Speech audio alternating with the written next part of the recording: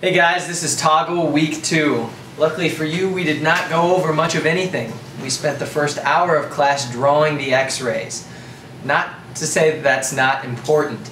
The trick is to do them with practice. Do them over and over because you need to be quick at these. He gave us 45 minutes to do it, but he expects us to be able to do it in lecture, and I'd imagine for most labs in about 5 minutes. So make sure that you know where those lines are, where the dots are, and to measure for each one of those dots. Especially if you have Noodleman. I'm not sure what Franz said in his lab, but Noodleman will take off if you just eyeballed where the center of the two dots are.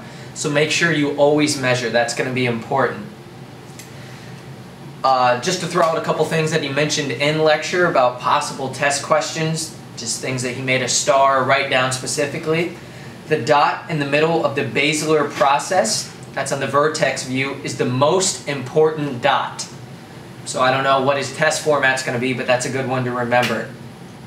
Also, to not confuse where the different lines are. So the median line is through the center of the atlas, not the dens. So you can use the 2 points on the atlas plane line to figure these out. These are just things that he was throwing out. He talked a lot about torque. Torque is what helps the atlas slide on the condyles. If you have your elbow in, you're doing a clockwise torque. If you're getting your elbow out, it's counterclockwise torque. You'll see the torque on the second letter of the listing. You'll see that in the APON. That's when you can see how the atlas rides on the condyles.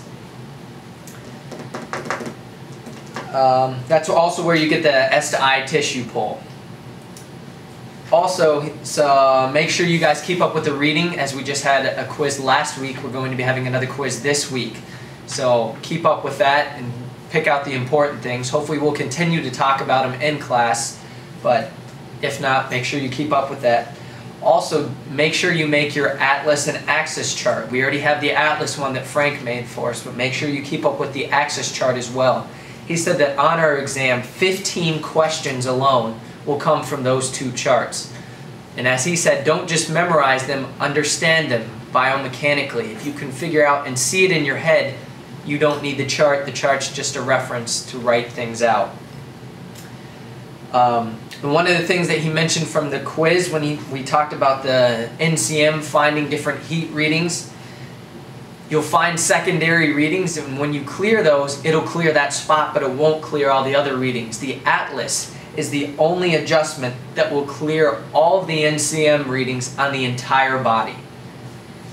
And that's all we went over this week. Chiropractically yours.